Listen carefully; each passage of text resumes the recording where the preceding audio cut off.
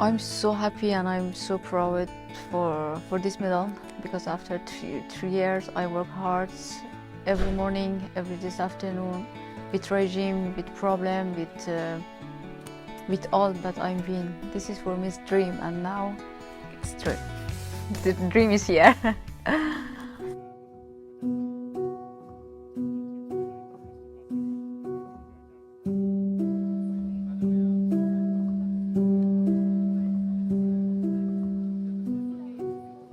Today, in my country, life is not easy for all the women and girls in Afghanistan, because Taliban in Afghanistan, and everything is finished for all the women.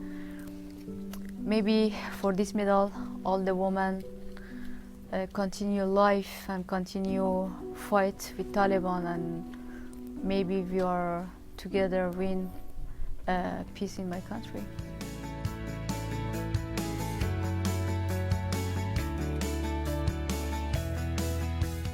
I think if you cannot take out the issues of gender and the limited opportunities that women face in the world, and women with disabilities, and in this case refugee para-athletes. So this is really huge, and we hope that it can inspire other women and young ladies, girls, to be able to take up sport, but even if it's not sport, to be able to see this as something